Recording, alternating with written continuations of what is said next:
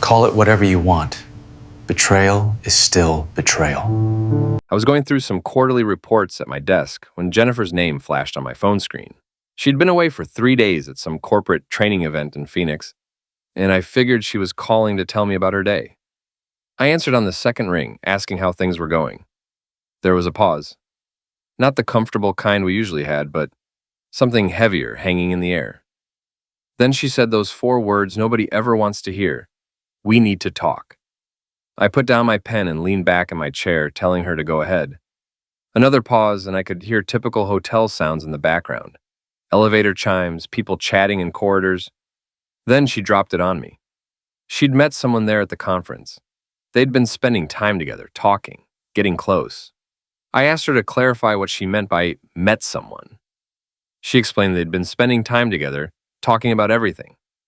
It was complicated, she said. I almost laughed at that word. How complicated could it possibly be? That's when she used the term, situationship. Like that single word explained everything and made it all acceptable in a situationship. I had to process that for a second. Here I was under the impression we were married with actual vows and everything, and apparently we were just in some undefined gray area that gave her room to accommodate a conference romance. I asked if she understood we were married. She said quickly that it wasn't that simple. These things happen, feelings develop, and she couldn't control how she felt about another person. I stood up and walked to my window, watching people outside living their regular lives, completely unaware that my entire marriage was falling apart over a phone call. I asked her to clarify. She'd met someone 3 days ago, and now she was in a relationship with them while still married to me. She corrected me, saying it wasn't exactly a relationship. It was more fluid than that. They were exploring what this could become. Fluid. Exploring. The words sounded like they belonged in some self-help book, not in a conversation with the woman I'd been married to for 6 years. I asked why she was calling to tell me this. She said she believed in honesty and didn't want to lie to me. The irony wasn't lost on me. She didn't want to lie, but apparently betrayal was fine as long as it had a trendy label attached to it. I told her how considerate that was, and she snapped at me not to be sarcastic. This was hard for her, too. Hard for her, right. I was sure it was incredibly difficult having romantic dinners in Phoenix while I was home handling our bills and wondering why she hadn't bothered to call the day before. I asked what happened next. She said she didn't know.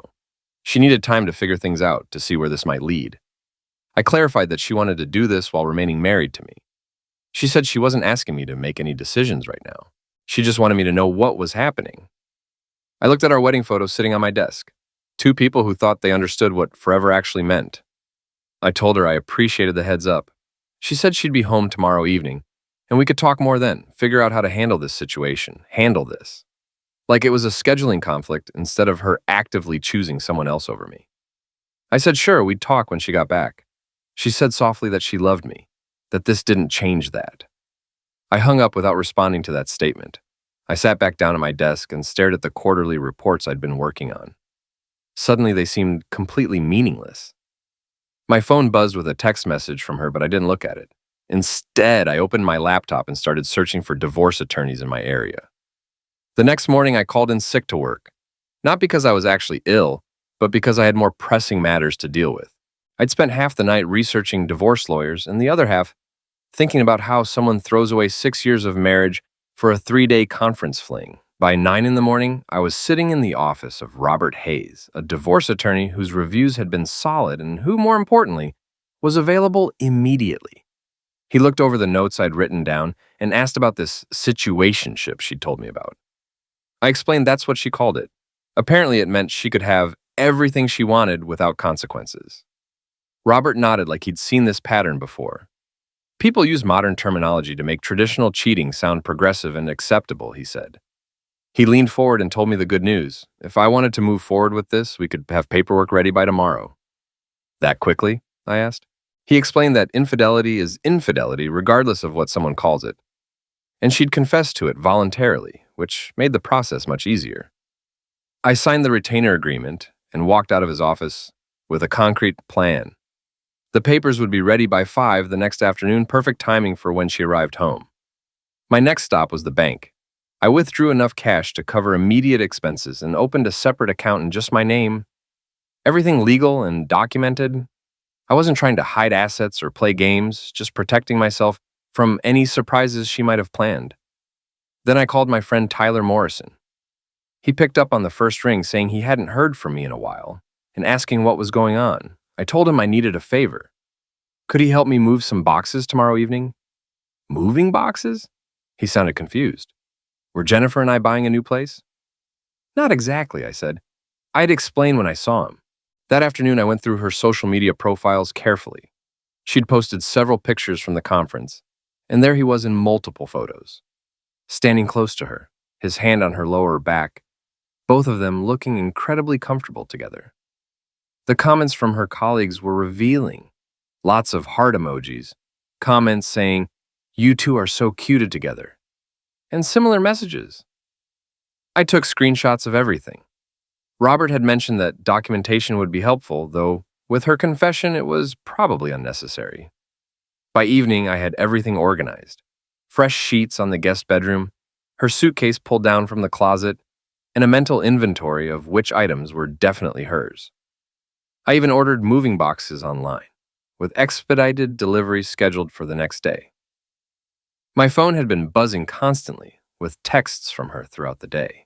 Updates about conference sessions, photos of her meals, little messages that felt like she was trying to maintain some sense of normalcy while simultaneously destroying our marriage. I responded just enough to seem normal. Sounds good. Nice picture. Have fun. The last text came around 10 at night. She said she couldn't wait to see me tomorrow and that she missed me. I set the phone aside without responding.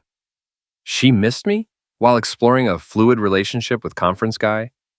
The audacity was almost impressive in a way.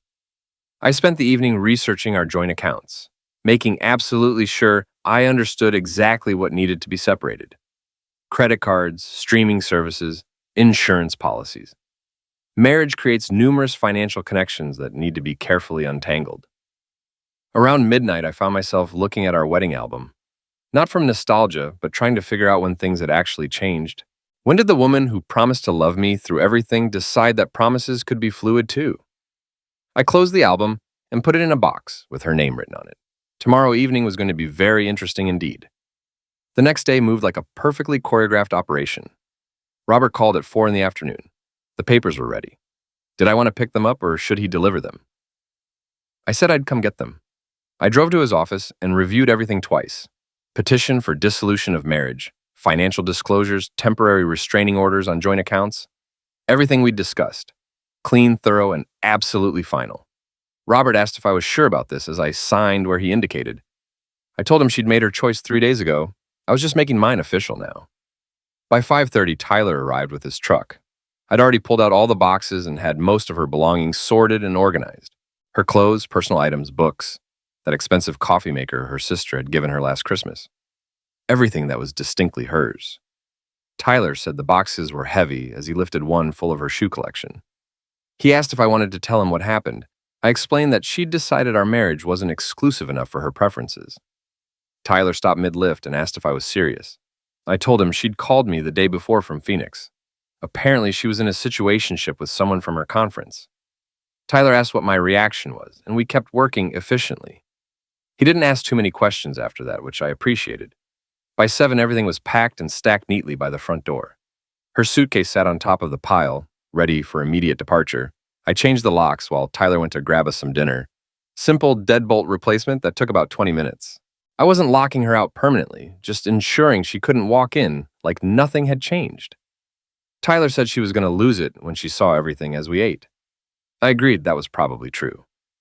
But that's what happens when you blow up your own life and expect everyone else to deal with the fallout. Around 8, I got a text message. She was landing in 30 minutes and couldn't wait to be home. Home. Interesting word choice for someone who'd been exploring other options. I responded that I'd see her soon.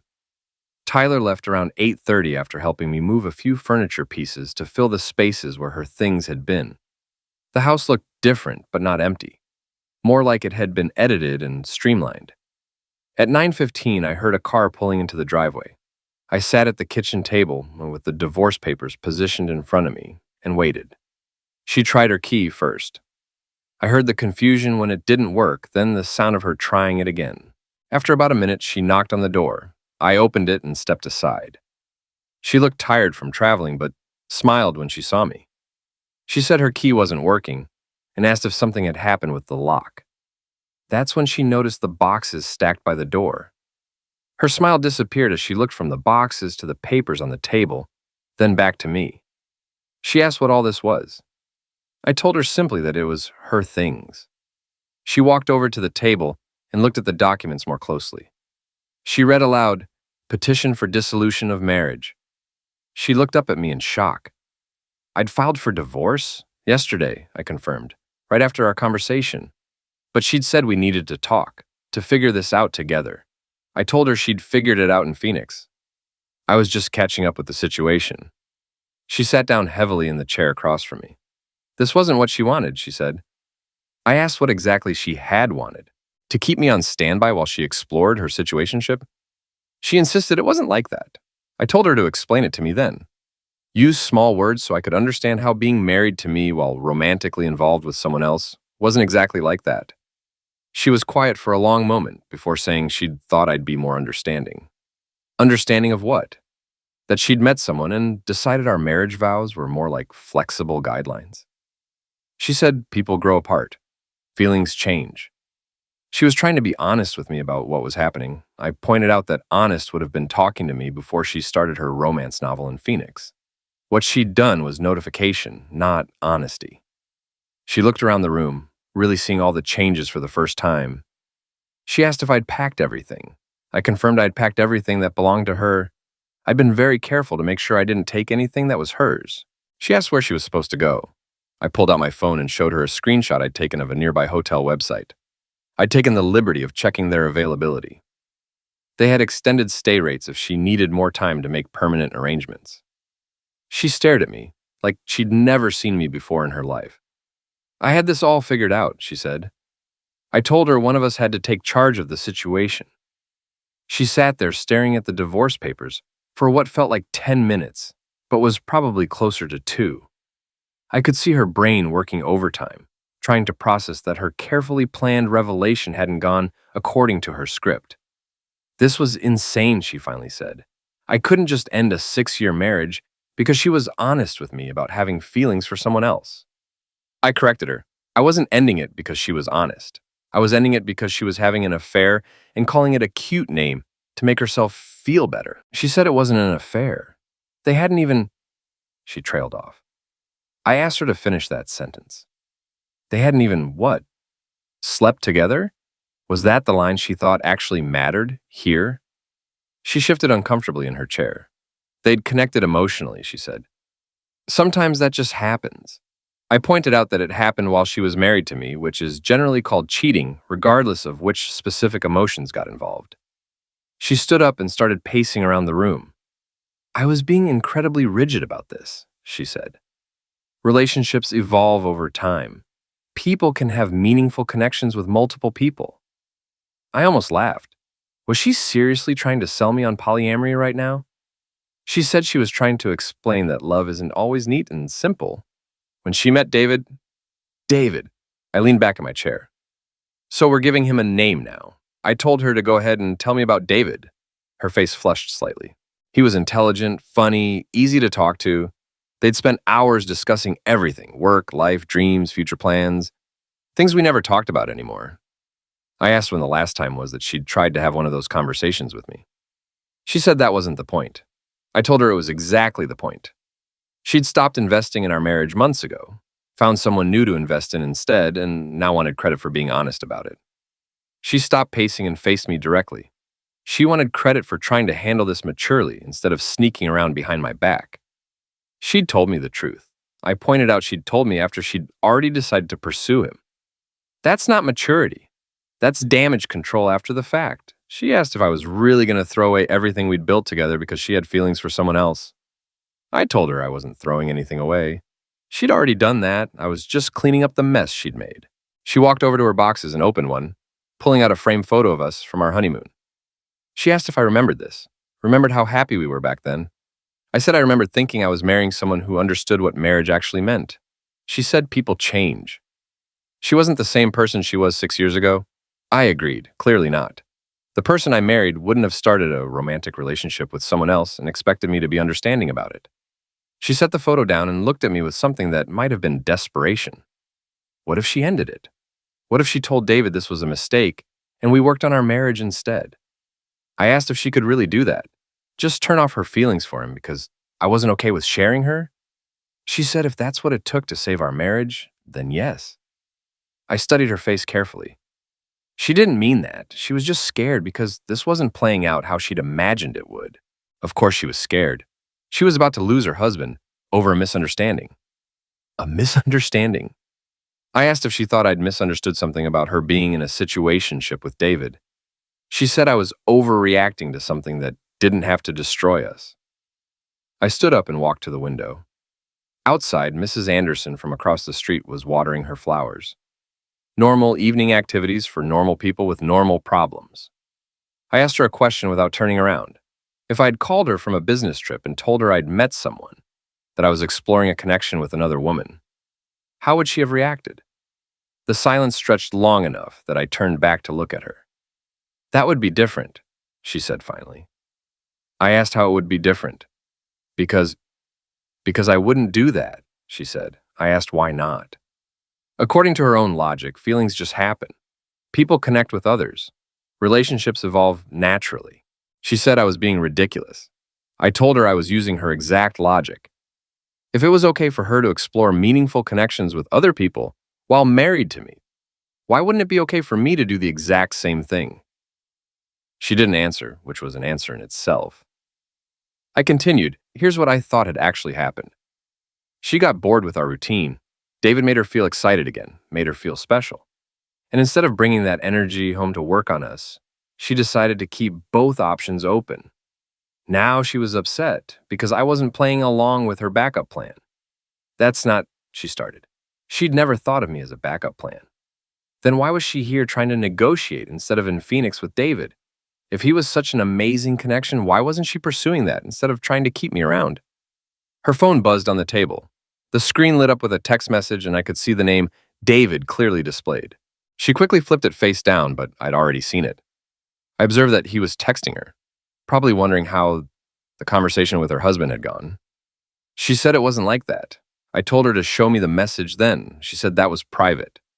So were the messages between a husband and wife, I pointed out, but apparently privacy didn't mean much to her anymore.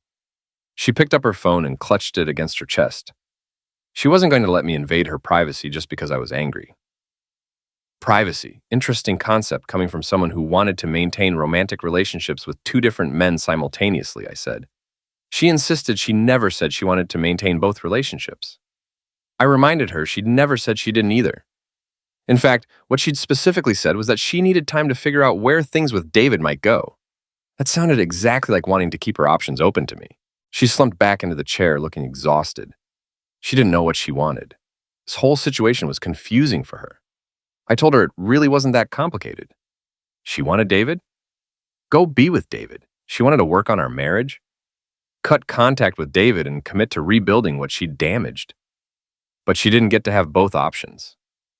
She asked if I would just forget this ever happened, if she chose me. I looked at the divorce papers on the table. I would never forget this. When our marriage got boring, her solution was to start shopping for a replacement. Trust doesn't just magically reappear because someone changed their mind about which option they prefer. Her phone buzzed again. David presumably wondering why she wasn't responding to his first message. The phone buzzed a third time, and I could see her struggling internally with whether to respond or not. Finally, she turned it off completely and set it aside.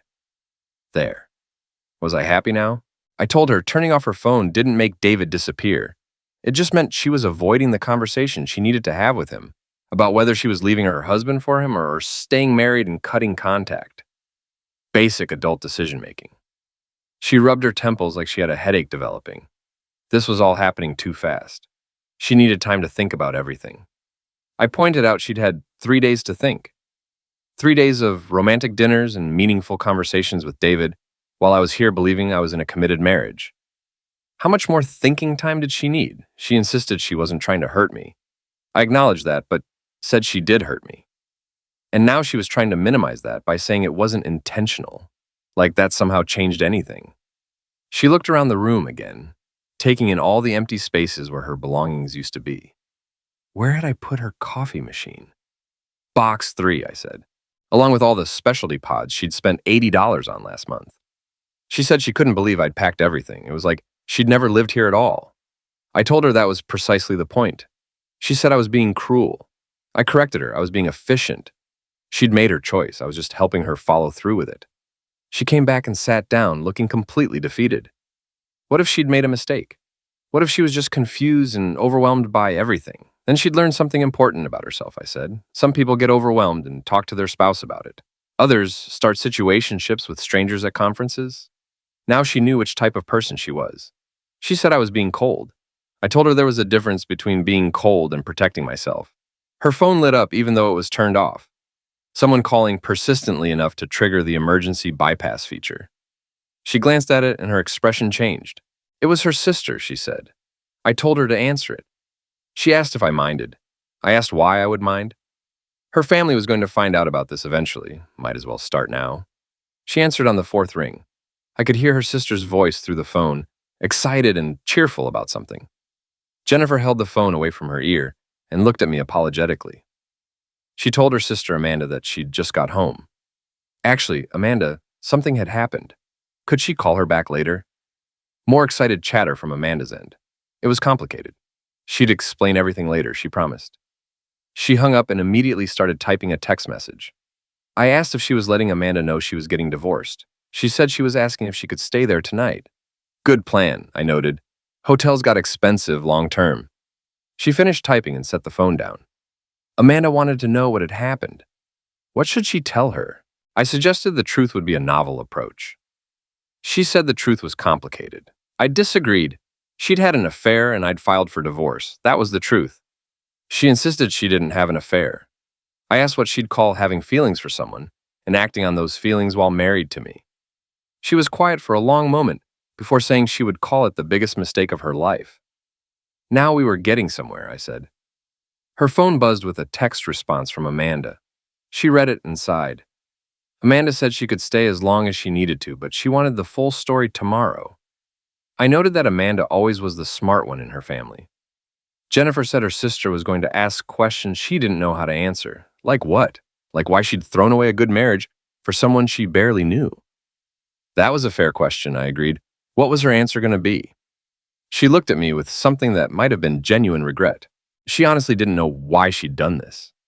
Maybe because she stopped appreciating what she had and started fantasizing about what she might be missing, I suggested, or maybe because she wanted the excitement of something new without giving up the security of something established. She winced. That made her sound terrible.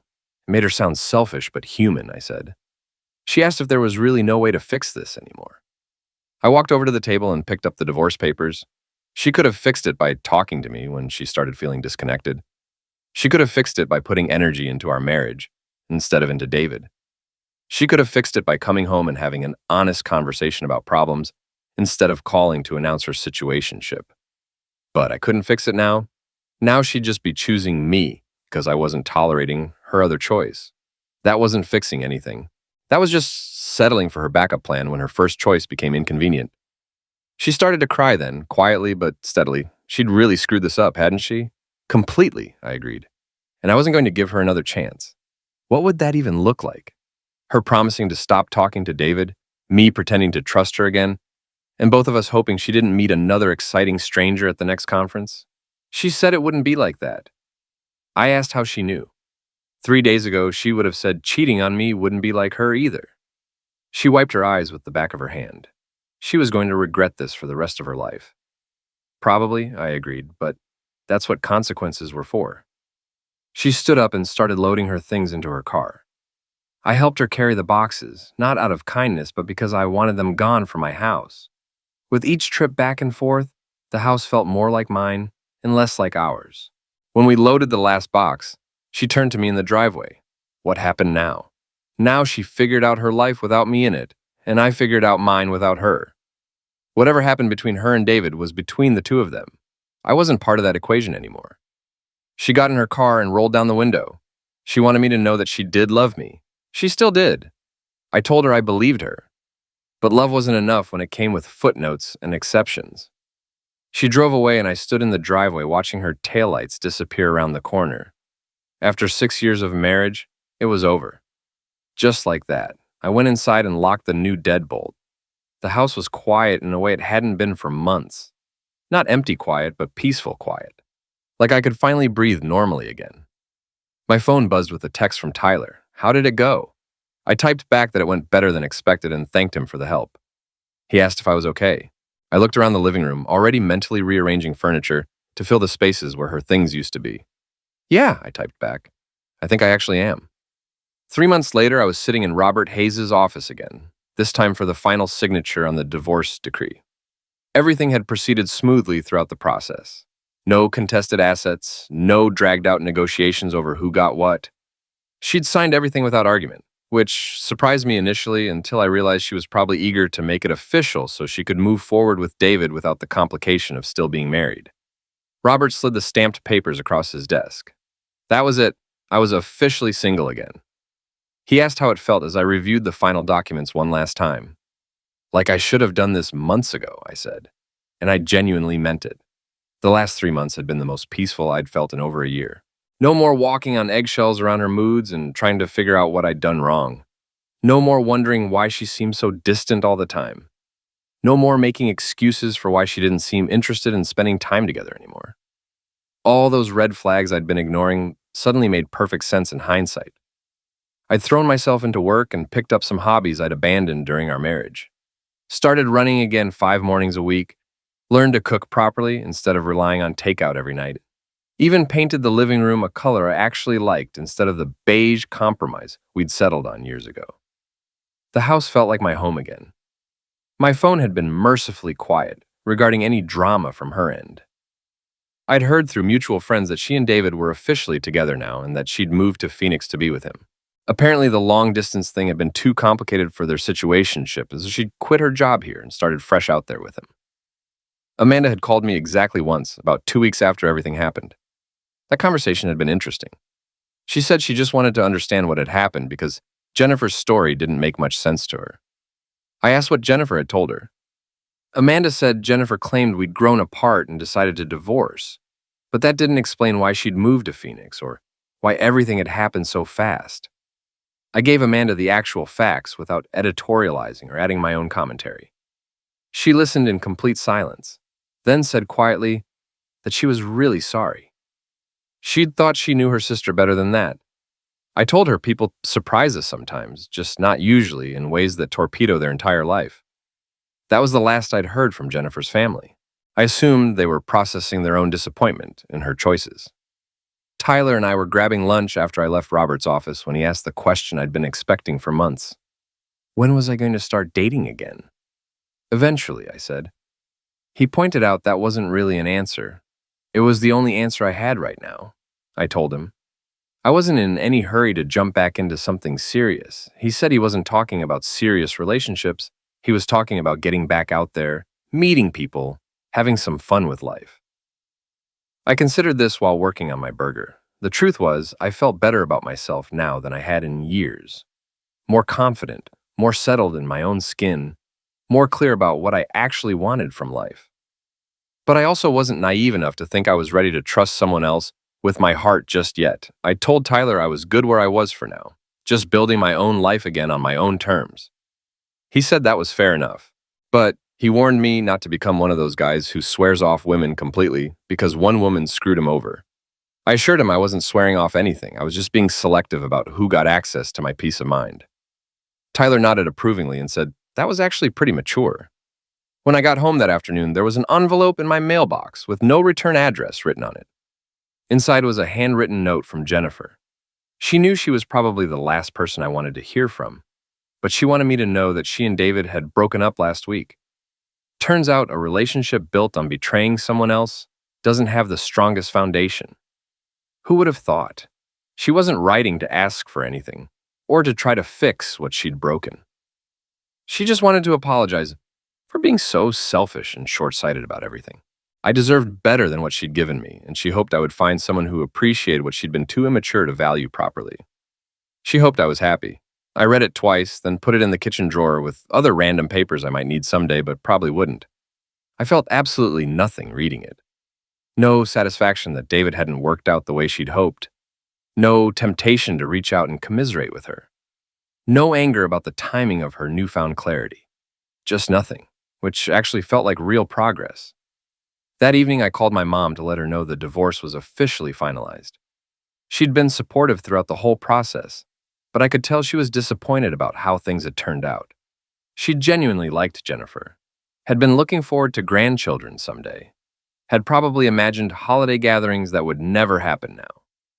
She asked how I was doing with all of this. Better than I expected, I told her. Different than I'd planned, obviously, but better than I expected. She said that was good. I should know that she and my father supported whatever made me happy. I thanked her for that. Then she said something that stuck with me. She told me not to let this experience make me cynical about love. What happened with Jennifer said more about her character than it did about marriage or relationships in general. I smiled and promised I wouldn't let it make me cynical. After I hung up, I looked around my living room now, and realized she was absolutely right. I wasn't cynical about love at all. I was just more careful about who I chose to love, and more aware of the actual difference between someone who loved me and someone who loved the idea of me as a convenient backup option. 6 months ago, I thought I was in a solid, stable marriage. Today, I was officially divorced and genuinely okay with it. Life had a funny way of working out when you stopped accepting less than you deserved. I opened a beer and settled in to watch a movie I'd wanted to see for months, but Jennifer had never been interested in.